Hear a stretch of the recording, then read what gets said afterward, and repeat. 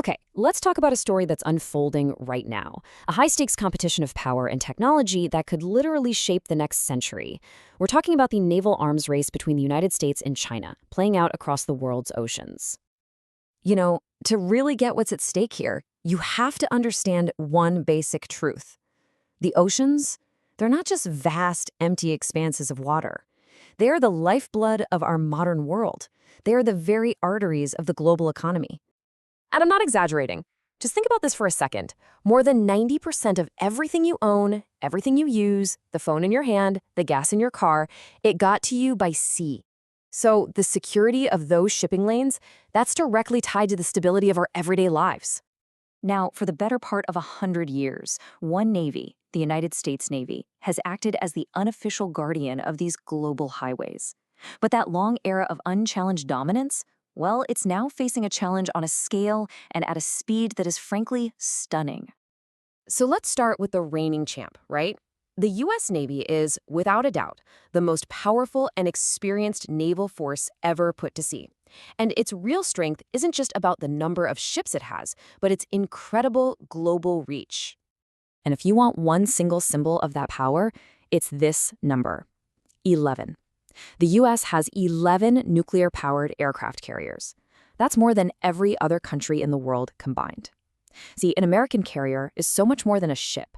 It's a piece of floating American territory, a mobile airbase, and the ultimate symbol of projecting power anywhere on Earth. But America's advantage goes way deeper than just hardware. We're talking about decades of hard-won combat experience. Plus, it has this one-of-a-kind network of naval bases all around the world, which allows it to be pretty much anywhere, anytime. But here's the catch. Being the world's police force is incredibly, unbelievably expensive. And the U.S. Navy is finding itself stretched thin, juggling crises and patrolling sea lanes from the Persian Gulf all the way to the Pacific. And that creates a potential opening for a rival. And that rival is China. Seriously, what's happening in Chinese shipyards right now is a naval buildup so fast and so massive, the world has literally never seen anything like it. And the result is this. Just look at the raw numbers. By ship count, China's Navy is now the biggest on the planet. Now, hold on, that number can be a little misleading. The U.S. still has a massive lead in terms of size and firepower. Its ships are generally bigger and more powerful. But the sheer quantity of Chinese ships tells you they're playing a very different game. See, China isn't trying to police the whole world. Its strategy is much more focused. It's about dominating its own region. The goal is to pack the waters of the Western Pacific, basically its own backyard, with so many smaller warships and submarines that it becomes way too dangerous for any other navy to sail there without permission. And all of this massive buildup, and this strategy of regional dominance, it all points to one place. This isn't just some abstract contest. There is a very real and very dangerous center of gravity to this whole thing. A flashpoint where one wrong move could spark a massive conflict. So where is all this tension, all this military hardware, all this strategic maneuvering most likely to boil over? Taiwan. In so many ways, this entire massive arms race pivots on the fate of this one island. And here's exactly why it's such a powder keg. For Beijing, taking control of Taiwan isn't just a foreign policy goal. It's a core issue of national identity, what they call reunification.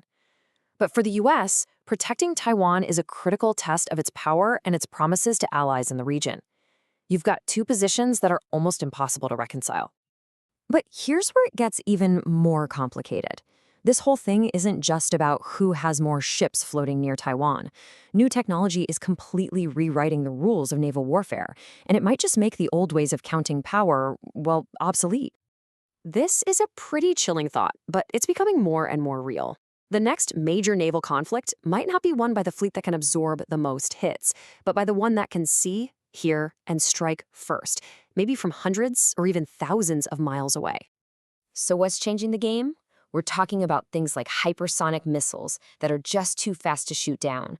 We're talking about swarms of autonomous drones that can overwhelm a ship's defenses.